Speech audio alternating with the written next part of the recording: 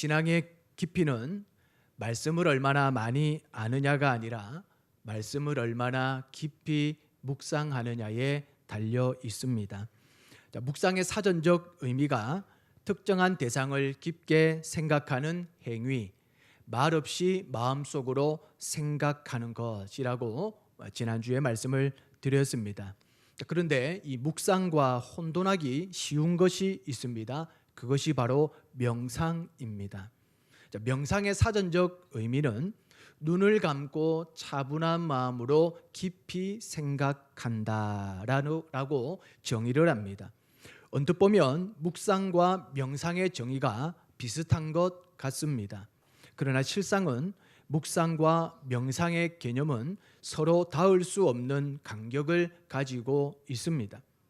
묵상의 개념을 올바로 이해하지 못하면 기독교의 묵상과 동양 종교의 명상을 같은 개념으로 보게 됩니다.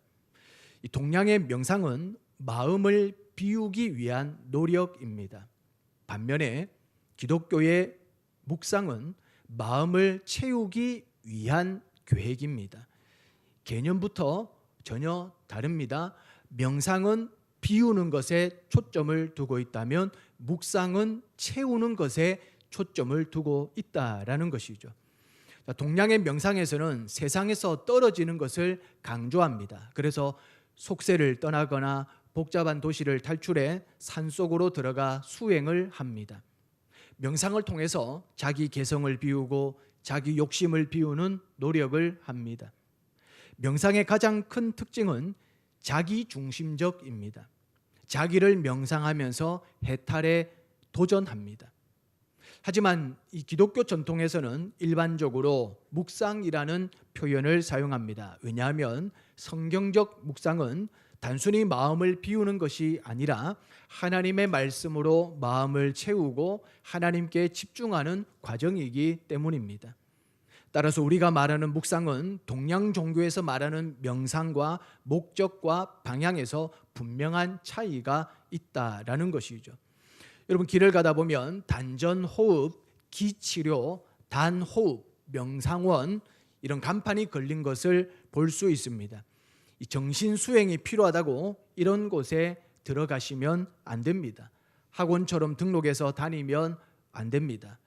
여러분 자기를 명상하면 답이 없습니다. 이 명상학원에서 가르치는 것이 조용히 눈을 감고 자기를 한번 생각해 보라는 것입니다. 여러분 솔직히 우리가 눈을 감고 내 모습, 내 정신, 내 인생을 명상하면 무슨 생각이 떠오르겠습니까? 좋은 생각이 떠오를까요? 아마 대부분 내가 왜 이렇게 살았나? 그때 왜 그랬을까? 이제 나는 어떡하나? 아이고 내 팔자야. 자, 자기 신세 탓이나 운명 탓하고 끝날 것입니다. 여러분 우리는 죄인입니다. 그래서 우리의 힘만으로는 자신을 온전히 이해하거나 변화시키는데 한계가 있습니다. 사람은 자신의 문제를 객관적으로 바라보기보다 스스로를 합리화하기 쉽습니다. 그렇기 때문에 우리는 자기 자신만을 바라보는데 머물지 말고 하나님 말씀 앞에 자신을 비추어 보아야 합니다. 하나님의 말씀은 우리의 죄를 깨닫게 하고 우리를 진리 가운데로 인도하십니다. 그래서 성경적 묵상은 자신을 바라보는 데서 끝나는 것이 아니라 하나님을 바라보게 하고 하나님께 나아가는 데 목적을 두고 있는 것입니다. 우리가 배우고 실천해야 하는 묵상은 채우는 작업입니다. 묵상에서 핵심 개념은 하나님입니다. 방금 말씀드린 것과 같이 명상은 하나님이 없습니다. 자기 중심적입니다. 하지만 묵상은 하나님만 있는 것입니다. 묵상은 하나님께 초점을 맞추는 것입니다. 하나님을 알아가는 것입니다. 묵상의 시간을 많이 확보할수록 하나님의 위대함과 그분의 영광 속으로 빠져 들어가는 것이죠. 성경을 읽고 말씀을 묵상하면서 한 가지에 집중해야 합니다. 성경에 나타난 하나님이 어떤 분이신가에 관심을 가져야 합니다. 자, 예를 들어 창세기 12장 1절에서 3절에 아브라함의 소명이 기록되어 있습니다. 자, 이 본문에서 하나님이 어떤 분이신가를 찾아보면 화면을 보시고 한번 따라와 보십시오. 자, 여호와께서 아브라함에게 이르시되, 자, 저 대목에서는 어떤 하나님을 우리가 묵상하게 되느냐? 찾아오시는 하나님이라고 우리가 묵상해 볼 수 있습니다. 그리고 너는 너의 고향과 친척과 아버지의 집을 떠나. 저 대목에서는 떠나게 하시는 하나님을 발견하게 되죠. 또 내가 내게 보여줄 땅으로 가라. 비전을 주시는 하나님으로 보게 됩니다. 또 이어서 내가 너로 큰 민족을 이루고 내게 복을 주어 내 이름을 창대하게 하리니 너는 복이 될지라. 자, 2절에서는 복을 주시는 하나님. 자, 이렇게 묵상하게 됩니다. 또 3절에 가면 너를 축복하는 자에게는 내가 복을 내리고 너를 저주하는 자에게는 내가 저주하리니 땅의 모든 족속이 너로 말미암아 복을 얻을 것이라 한신지라. 자, 복을 약속하시는 하나님. 자, 각 구절마다 하나님이 어떤 분이신가를 우리가 조금 시간을 들여서 생각하고 연구하고 묵상하면, 하나님은 찾아오시는 하나님이시고 떠나게 하시는 하나님이시고 비전을 주시는 하나님이시고 복을 주시는 하나님이시고 복을 약속하시는 하나님이시다. 자, 이것을 우리가 깨닫게 된다라는 거죠. 자, 이 말씀이 아브라함에게만 해당되는 말씀이 아니라 나에게 적용하면 됩니다. 그러면 나를 찾아오시는 하나님이 되는 것이고 나를 떠나게 하시는 하나님이 되는 것이고 나에게 비전을 주시는 하나님이 되고 나에게 복을 주시는 하나님이 되고 나에게 복을 약속하시는 하나님으로 받게 된다라는 것이죠.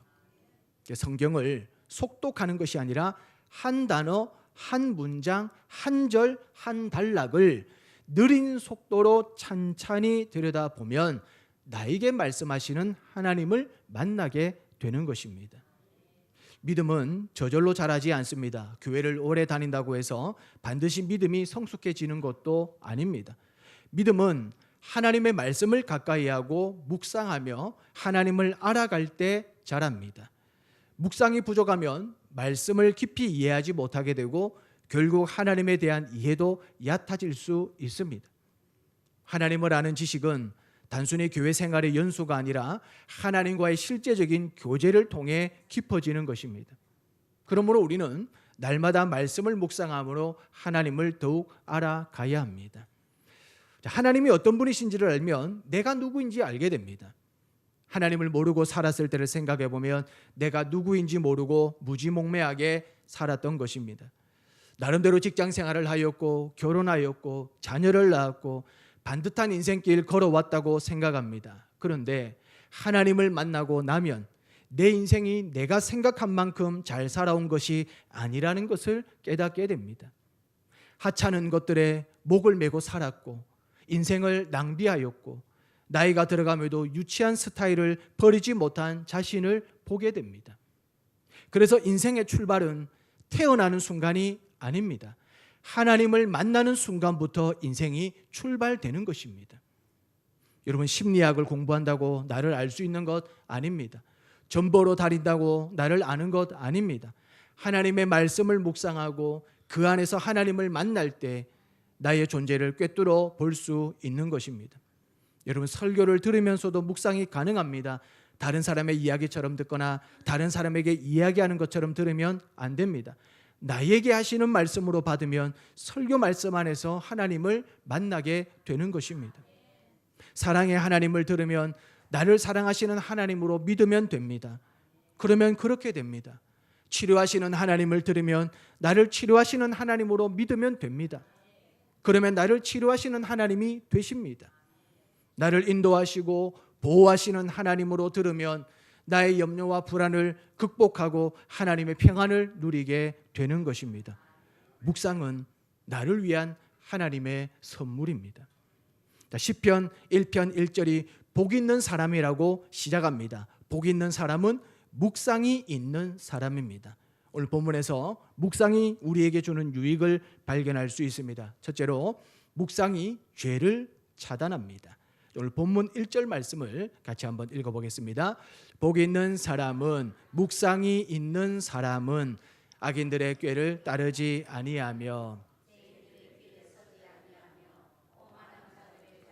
앉지 아니하고. 자, 복 있는 사람은, 이 대목을 묵상이 있는 사람은 이렇게 읽어도 좋습니다.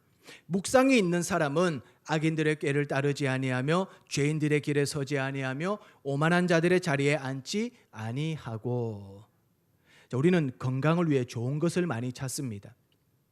비타민도 먹고 건강식품도 챙겨 먹고 몸에 좋다는 음식도 찾아다닙니다. 그런데 의사들이 종종 말하는 것은 건강의 비결이 꼭 좋은 것을 더 먹는 데만 있지 않다는 것입니다. 아무리 좋은 영양제를 먹어도 매일 술을 과하게 마시거나 담배를 피우거나 몸에 해로운 음식을 계속 먹는다면 건강해질 수 없다라는 것이죠. 건강은 좋은 것을 더하는 것보다 나쁜 것을 끊는 것에서 시작되는 경우가 많습니다. 많은 성도들이 어떻게 하면 믿음이 자랄까요? 라고 묻습니다. 그런데 믿음의 성장 역시 단순히 좋은 설교를 많이 듣는 것만으로 이루어지지 않습니다. 말씀을 공급받으면서 동시에 영혼을 병들게 하는 것들을 멀리해야 합니다. 그래서 시편 1편은 흥미롭게도 무엇을 해야 하는가를 말하기 전에 무엇을 하지 말아야 하는가를 먼저 말하고 있습니다. 그리고 나서 오직 여호와의 율법을 즐거워하여라고 말씀합니다. 하나님은 먼저 마음속에 들어오는 잘못된 영향력을 차단하라고 하십니다. 그리고 그 빈자리를 말씀으로 채우라고 말씀하시죠. 오늘날 우리는 하루에도 수많은 정보 속에 살아갑니다. 스마트폰을 켜면 수많은 영상과 뉴스와 댓글이 쏟아집니다. 그 가운데는 우리 믿음을 세우는 내용도 간혹 있겠지만 불평과 탐욕과 이 세속적 가치관을 심어주는 내용들이 훨씬 더 많습니다. 아무리 주일마다 은혜로운 설교를 들어도 평일 내내 세상의 가치관에 마음을 내어준다면 신앙의 뿌리는 깊어지기 어렵습니다. 나무가 잘 자라려면 좋은 물을 공급받아야 하지만 동시에 뿌리를 썩게 만드는 독성 물질을 잘 제거해야 하는 것이죠. 신앙도 마찬가지입니다. 묵상은 단순히 성경을 읽는 행위가 아닙니다. 세상의 소음보다 하나님의 음성을 더 크게 듣는 훈련입니다. 세상의 가치관이 내 마음을 지배하지 못하도록 말씀으로 마음을 지키는 일입니다. 그래서 신앙의 뿌리는 예배 참석 횟수보다 무엇을 마음에 담고 사느냐에 의해 결정됩니다. 매일 말씀을 묵상하는 사람은 세상의 영향을 받지 않는 것이 아니라 세상의 영향보다 하나님의 말씀의 영향력이 더 커지는 사람입니다. 신앙의 뿌리는 특별한 순간에 자라는 것이 아닙니다. 매일 말씀을 가까이 하고 영혼의 해로운 것을 멀리하는 작은 선택들 속에서 자라나는 것이죠. 그래서 시편 기자는 복 있는 사람을 말씀을 주야로 묵상하는 사람이라고 선언하고 있습니다. 자, 1절을 보면은 3단계 죄가 나옵니다. 악인들의 꾀, 죄인들의 길, 오만한 자들의 자리가 나옵니다. 먼저 이 악인들의 꾀를 한번 살펴보겠습니다. 성경에서 말하는 악인은 악한 행동을 하는 사람이기보다 하나님이 없다고 생각하며 사는 사람을 가리킵니다. 시편 4절을 한번 읽어보겠습니다. 악인은 그의 교만한 얼굴로 말하기를 여호와께서 이를 감찰하지 아니하신다 하며 그의 모든 사상에 하나님이 없다 하나이다. 자, 악인은 누구를 얘기하죠? 그의 모든 사상에 하나님이 없다 하나이다. 악인은 자기의 모든 인생 전반에 하나님이 없다라고 말하는 사람이 성경이 선언하고 있는 악인입니다. 하나님의 존재를 부정하고 자기가 신이 되어 자기 소견과 마음대로 살아가는 사람입니다. 말씀을 묵상하지 않으면 하나님을 알지 못합니다. 그렇기 때문에 하나님이 없다고 생각하는 것입니다. 하나님을 모르는데 어떻게 하나님의 존재를 인정할 수 있겠습니까? 하나님을 모르는 사람이 악인입니다. 자, 악인들이 살아가는 삶의 방식도 얘기하고 있는데 그것이 바로 꾀입니다. 꾀. 하나님을 알면 하나님의 방식을 따라 살 수 있습니다. 하지만 하나님을 모르니 믿을 것은 자기 꾀밖에 없다는 것이죠. 이 꾀라는 단어의 의미는 도모하다, 의도하다라는 뜻인데 이 꾀라는 이미지는 그리 좋지 않습니다. 꾀 부리는 사람, 좋아하는 사람 없습니다. 여러분은 꾀를 언제 부립니까? 편법이나 불법이나 쉬운 길이나 편한 길이나 또 나의 유익을 극대화하는 일에 도모하거나 의도할 때 꾀를 부리게 되죠. 정직과 진실함으로 살아갈 때는 꾀가 필요가 없습니다. 하지만 정직하지 않는 방법으로 무엇인가를 하려고 할 때 꾀를 부리게 되는 것입니다. 세상 사람들은 꾀로 살아갑니다. 꾀가 통하면 성공했다고 평가합니다. 꾀는 단기 전에 강합니다. 순간적인 위기를 모면하기에는 꾀가 유용하게 사용됩니다. 하지만 꾀는 멀리 가지 못합니다. 금방 들통나고 마는 것입니다. 꾀로 시작한 사람은 꾀로 망하게 됩니다. 처세술이 좋은 사람이 있습니다. 시중에 처세술에 관한 책들이 많이 판매됩니다. 처세술을 다르게 표현하면 꾀입니다. 꾀.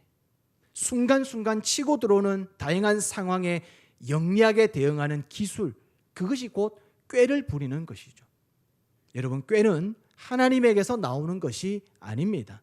우리는 세상의 꾀로 살아갈 것이 아니라 말씀을 묵상하고 그 말씀으로 얻은 하나님의 지혜로 살아가야 할 줄 믿습니다.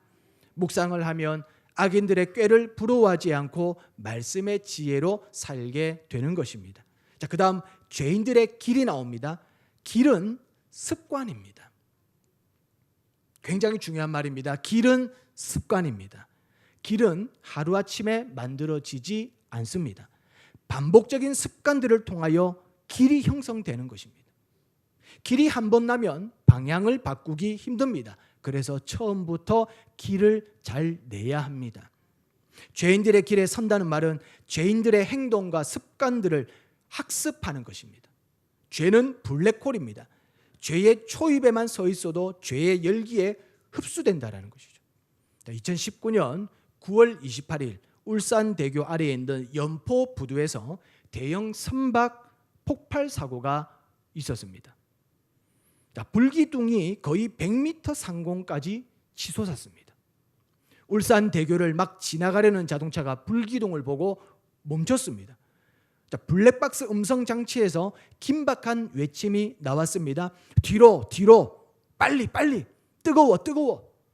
울산대교 시작점이었는데 이 화재의 열기가 얼마나 강하게 번졌는지 차량 안까지 그 뜨거운 열기가 느껴졌다라는 것이죠. 차량의 유리를 뚫고 차량의 두꺼운 철판을 뚫고 그 차 안에 있는 그 사람들에게까지 그 화재 열기가 다가왔다는 것입니다. 여러분, 죄인들의 길이 바로 이런 것입니다. 죄인들 근처에만 있어도 죄를 짓게 됩니다. 여러분, 죄인의 길에서 묵상의 길로 돌아서시기를 바랍니다. 묵상을 반복하고 습관이 되면 그것이 거룩한 길이 됩니다. 그 길은 하나님이 내신 길입니다. 말씀의 길을 따라가면 하나님을 닮아가는 아름다운 삶을 살 수 있습니다. 그리고 묵상이 오만한 자의 자리에 앉지 않도록 지켜줍니다. 오만하다는 말의 의미는 조롱하다, 비웃다라는 뜻입니다. 하나님을 조롱하고 비웃는 자들이 오만한 사람입니다. 예수 믿는 사람들을 힐난하며 따지고 조롱하는 사람들이 오만한 사람들입니다. 오만한 사람은 자기가 제일 잘난 사람인 줄 압니다. 다른 사람의 조언이나 권면을 무시합니다. 한마디로 답이 없는 사람이죠. 죄인의 길에 서는 것과 오만한 자의 자리는 긴밀히 연결됩니다. 죄인의 길에 서 있었던 사람이 세월이 흐를수록 오만한 자로 굳어집니다. 오래 서 있는 것이 힘듭니다. 그러나 앉아 있는 것은 서 있는 것보다 훨씬 쉽고 편합니다. 무슨 말입니까? 죄가 화석화된다는 겁니다. 죄가 돌처럼 굳어져 버린다라는 것이죠. 그 누구도 말릴 수 없을 정도로 오만함으로 앉은 상태에서 굳어져 버리는 것입니다. 요즘 자동차에는 차선 이탈 방지 시스템이 있습니다. 운전자가 졸거나 한눈을 팔면 차량이 경고음을 울립니다. 심지어 스스로 핸들을 조정하기도 합니다. 사고가 난 뒤에 수습하는 것이 아니라 사고 나기 전에 막는 안전 보조 장치입니다. 말씀 묵상도 마찬가지입니다. 우리는 하루에도 수많은 유혹과 분노와 욕심과 낙심의 길로 조금씩 벗어납니다. 그때 말씀이 마음속에서 경고음을 울립니다. 그 말은 하지 마라, 그 생각은 품지 마라, 그 결정은 하지 마라 등 말씀을 묵상하는 사람은 죄를 짓지 않는 사람이 아니라 죄를 향해 가다가도 말씀의 경고음을 듣고 멈추는 사람이 된다라는 것이죠. 여러분, 우리는 불안한 존재, 죄성을 가진 존재이기 때문에 죄를 안 짓고는 살 수 없습니다. 그러나 죄를 향하여 가다가도 멈출 수는 있다라는 것이죠. 그 멈추는 기능, 안전 보조 장치를 해주는 영적인 기능이 바로 말씀 묵상이라는 거예요. 여러분, 죄의 성질이 가만히 있지 못한다는 것입니다. 악인의 꾀가 죄인의 길에 서게 하는 것이고, 죄인의 길에 서 있다가 오만한 자리에 앉게 되는 것입니다. 죄는 갈수록 커져가는 것입니다. 죄는 또 다른 죄를 낳게 됩니다. 야고보서 1장 15절에 욕심이 잉태한즉 죄를 낳고 죄가 장성한즉 사망을 낳느니라. 여러분, 죄로부터 우리 자신을 보호할 수 있는 비결은 하나님의 말씀 안에 거하는 것입니다. 그것이 곧 묵상의 삶입니다. 하나님의 말씀이 나의 생각과 마음과 삶을 지켜주시는 줄 믿으시기를 바랍니다. 두 번째로, 묵상이 나를 즐겁게 합니다. 2절 말씀을 같이 한번 읽어보겠습니다. 오직 여호와의 율법을, 아멘. 모든 사람은 즐거움을 추구합니다. 그것이 인간의 본능입니다. 여러분들은 무엇을 통해 즐거움을 얻고 계십니까? 여름철 휴가를 가는 것, 여행을 가는 것, 즐거움을 얻기 위함입니다. 문화 활동도 즐거움을 얻기 위함입니다. 스포츠를 통해서도 즐거움을 얻습니다. 인생의 즐거움이 하나도 없으면 불행합니다. 인생의 즐거움이 있으면 행복합니다. 중요한 것은 무엇으로 즐거워하느냐라는 것이죠. 즐거움을 만끽하는 것이 잘못된 것이 아닙니다. 하지만 무엇으로 즐거움을 느끼고 있느냐는 분명히 짚고 넘어가야 할 문제입니다. 시편 119편 103절 말씀을 한번 읽어보겠습니다.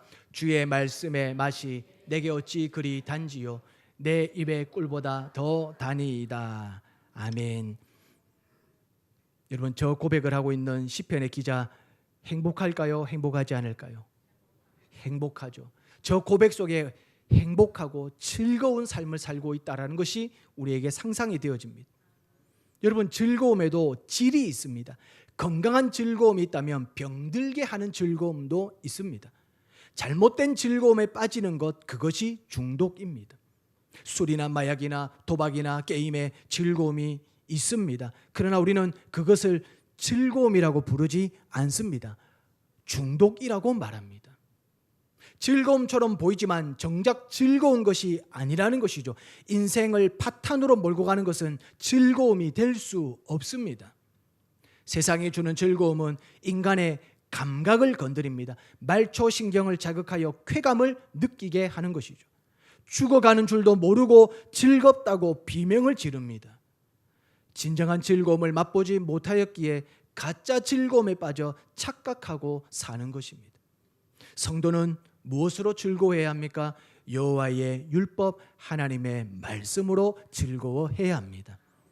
여러분, 말씀 읽는 것이 지루함으로 다가오면 안 됩니다. 성도가 하나님의 말씀으로 즐거움을 누리지 못하면 타락합니다. 영혼의 즐거움을 떠나 세상 즐거움에 취하게 되는 것이죠. 여러분, 예수 믿는 것이 즐거워야 합니다. 교회 오는 것이 즐거워야 합니다.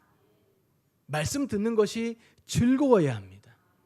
하나님을 알아갈수록 설레는 마음과 기대감이 생겨나야 하는 것이죠. 물론 신앙생활 하다 보면 영적으로 지치거나 은혜가 메마른 시기를 경험할 수도 있습니다. 자, 그럴 때는 자신의 탓으로 돌리기보다 다시 말씀 앞으로 나가야 합니다. 말씀을 가까이 할 때 하나님께서 주시는 기쁨이 회복되는 것이죠. 말씀의 즐거움을 잃어버리면 세상의 즐거움이 더 크게 보이지만 말씀의 맛을 알게 되면 세상이 줄 수 없는 기쁨을 누리게 되는 것입니다. 저는 요즘 즐겁습니다. 왜 즐거울까요? 왜 즐거울까요? 말씀 준비하는 것도 즐겁고 말씀 전하는 것도 즐겁습니다. 왜냐하면 우리 성도님들이 아멘을 너무 잘해 주시니까 즐겁습니다. 말씀이 들어가는 게 느껴지니까 즐겁습니다. 그러니까 말씀 준비하는 게 힘들지 않아요. 말씀 준비하는 시간이 지루하지 않습니다. 개인적으로 말씀을 묵상하다가 떠오르는 말씀이 되니 제 스스로 개인적으로 즐겁고, 또 이 깨달은 즐거움의 말씀을 성도님들과 함께 나눌 걸 생각하니 주일이 기다려지고 말씀 전하는 시간이 기다려지는 것이죠. 여러분, 저와 같은 이 즐거움이 여러분들의 즐거움이 되시기를 바랍니다. 교회를 생각하면 즐겁고, 말씀을 생각하면 즐겁고, 예배 드리러 갈 것 생각하면 즐겁고, 여러분, 그 건강한 즐거움, 아주 하나님이 최고로 잘 만들어 놓으신 그 즐거움의 질을 여러분들이 느껴보시기를 바랍니다. 하나님은 즐거움의 하나님이 되십니다. 스바냐 3장 17절을 한번 읽어보겠습니다. 너희의 하나님 여호와가 너희 가운데 계시니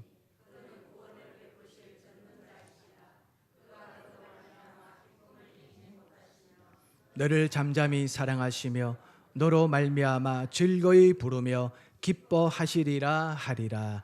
아멘. 자, 하나님은 어떤 하나님이십니까? 즐거움의 하나님이 되신다는 거죠.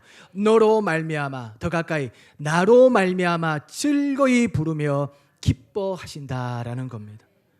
하나님이 여러분 한 사람 한 사람을 보시며 기뻐하십니다. 즐거워하십니다. 교회 오시는 모습을 보고 기뻐하십니다. 예배 드리는 모습 보고 즐거워하십니다. 아멘 하시고 은혜 받는 모습 보고 하나님 춤을 주십니다. 그렇다면 우리도 하나님으로 기뻐하고 즐거워해야 합니다. 여러분, 예수를 제대로 믿고 하나님을 제대로 만난 사람은 즐거움을 감출 수가 없습니다. 즐거움은 숨길 수 없는 것입니다. 나도 모르게 입가에 미소를 짓고 노래를 흥얼거리게 되는 것이죠. 즐거운 사람은 얼굴이 밝습니다. 신앙도 밝은 신앙이 있고 어두운 신앙이 있습니다. 한국교회는 이전에 어두운 신앙의 모습을 가졌습니다. 그것을 거룩함이라고 말했고 경건함이라고 부르기도 했습니다. 교회 안에서 웃으면 안 되고 찬양 시간에 악기를 사용하지 못하도록 하기도 하였습니다. 주일을 성수해야 한다는 명목으로 성도와 교제할 때 대화를 금지하였습니다. 교회 분위기를 무겁게 하니 성도들의 얼굴이 어두웠습니다. 교회 내의 규칙을 지켜야 할 것을 강조하다 보니 율법적으로 올가매게 되었습니다. 여러분, 하나님은 우리를 즐거워하시는 분입니다. 교회는 밝아야 합니다. 교회 분위기가 밝아야 되고 교회 조명까지도 밝아야 됩니다. 하나님의 은혜는 밝은 신앙생활로 인도하는 것이죠. 아니, 즐거운데 어떻게 어둡게 살 수가 있겠습니까, 여러분? 어떻게 인상 짓고 살 수 있겠습니까? 교회 가는 것이 즐거운데, 예배 드리러 가는 것이 즐거운데 거리가 무슨 상관이 있겠으며 시간이 무슨 상관이 있겠습니까? 우리 성도님들은 항상 밝은 얼굴로 신앙생활 하시기를 바랍니다. 밝은 얼굴로 삶을 살아가시기를 바랍니다. 그 즐거움의 하나님을 묵상하시며 살아가시기를 바랍니다. 세 번째로, 묵상이 신앙의 뿌리를 좌우합니다. 3절 말씀을 한번 읽어보겠습니다. 그는 시냇가에 심은 나무가 철을 따라 열매를 맺으며 그 잎사귀가 마르지 아니함 같으니 그가 하는 모든 일이 다 형통하리로다. 아멘. 자, 이스라엘은 비가 자주 오지 않아 물이 귀합니다. 또한 뜨거운 바람이 불어 땅이 척박합니다. 뿌리를 내리기에 좋지 못한 땅입니다. 나무의 생명은 뿌리에 있습니다. 뿌리를 보면 나무의 상태를 알 수 있고 나무를 보면 뿌리의 깊이를 알 수 있습니다. 뿌리를 어디에 내리느냐에 따라 나무의 수명이 결정됩니다. 시냇가에 뿌리를 내리고 심겨진 나무는 매일 자랍니다. 물이 항상 흘러넘치는 시냇가는 더위를 모릅니다. 열풍이 불어와도 나무는 영향을 받지 않습니다. 묵상은 시냇가에 뿌리를 내리는 것입니다. 말씀 깊이 들어가는 묵상을 할 때 뿌리를 깊고 넓게 내릴 수 있습니다. 묵상이 신앙의 뿌리를 좌우합니다. 묵상이 없는 신앙은 뿌리가 약합니다. 조금만 강한 바람이 불어오면 뿌리가 들썩거립니다. 거기에 강한 비까지 내린다면 신앙이 폭삭 꺼져버리고 맙니다. 반대로 묵상으로 다져진 신앙은 웬만한 폭우와 강풍에 흔들리지 않습니다. 오히려 비를 맞고 바람을 맞으면서 더 큰 거목이 됩니다. 하나님의 말씀은 나무보다 뿌리를 튼튼하게 합니다. 하나님의 말씀은 우리의 외면보다 내면을 더 강하게 하신다라는 것이죠. 묵상은 나무가 아니라 뿌리입니다. 뿌리가 중요합니다. 말씀을 묵상하면 하나님의 말씀이 뿌리를 사로잡아 주십니다. 그 어떤 세상의 것이 뿌리를 뽑을 수 없습니다. 여러분, 왜 세상의 유행 따라 이리저리 흔들릴까요? 왜 여전히 세상의 즐거움을 찾아다닐까요? 신앙의 뿌리를 말씀 안에 내리지 않아서 그렇습니다. 몸은 교회에 왔고 몸은 신앙의 연륜을 가지고 있는데 뿌리는 말씀 안에 내리지 않았다라는 것이죠. 뿌리 따로 나무 따로입니다. 뿌리의 수명이 나무의 수명입니다. 신앙의 뿌리가 오랜 시간 동안 견딜 수 있어야 신앙생활이 오래 가는 것입니다. 예수를 믿다가 낙오되는 사람들을 종종 보게 됩니다. 시험에 들기도 합니다. 뿌리가 버틸 힘이 없기 때문입니다. 시냇가에 심겨지지 않고 모래나 흙바닥에 얹어 놓기만 한 것이죠. 여러분, 시냇가에 심겨진 나무는 매력적입니다. 철을 따라 열매를 맺습니다. 잎사귀가 마르지 않습니다. 뿌리 덕분에 나무 전체가 먹고 사는 것입니다. 여러분들의 건강한 믿음의 뿌리가 여러분들의 인생을 먹여 살리는 은혜가 되시기를 바랍니다. 인생의 열매를 너무 조급하게 생각하지 마십시오. 하는 일마다 안 된다고 낙심하지 마십시오. 먼저 뿌리를 보시기를 바랍니다. 시냇가에 심긴 나무처럼 하나님의 말씀 안에 뿌리를 깊이 내리시기 바랍니다. 묵상은 신앙의 뿌리 내리기입니다. 뿌리가 건강하면 때가 되어 열매를 맺게 됩니다. 하나님께서 허락하시는 열매가 각 사람의 삶 속에서 다양한 모습으로 나타날 것입니다. 때로는 믿음의 성숙으로 나타나고, 때로는 인격의 변화로 나타나고, 때로는 삶의 열매로 나타나게 됩니다. 말씀의 뿌리를 내린 사람은 하나님께서 책임져 주시는 은혜를 경험하게 되는 줄 믿습니다. 사랑하는 성도 여러분, 인생을 살다 보면 예상하지 못한 어려움과 시험을 만나게 됩니다. 누구도 예외일 수 없습니다. 그러나 두려워하지 마시기 바랍니다. 말씀을 묵상하며 하나님의 말씀 안에 깊이 뿌리를 내린 사람은 흔들리는 것 같아도 무너지지 않습니다. 시냇가에 심은 나무가 가뭄에도 살아남는 것은 겉모습 때문이 아니라 뿌리 때문입니다. 신앙도 마찬가지입니다. 눈에 보이는 열매보다 먼저 말씀 안에 깊이 뿌리를 내리는 것이 중요합니다. 말씀이 우리의 생각을 지켜주십니다. 말씀이 우리의 마음을 붙들어 주십니다. 말씀이 우리의 인생을 인도해 주십니다. 그러므로 하루를 시작할 때도 말씀으로 시작하고 하루를 마칠 때도 말씀을 붙드시기를 바랍니다. 매일의 묵상을 통하여 하나님을 더욱 알아가시고 신앙의 뿌리가 더욱 깊어지고 넓어져서 철을 따라 아름다운 열매 맺는 복 있는 성도들의 삶이 되시기를 주님의 이름으로 축원합니다.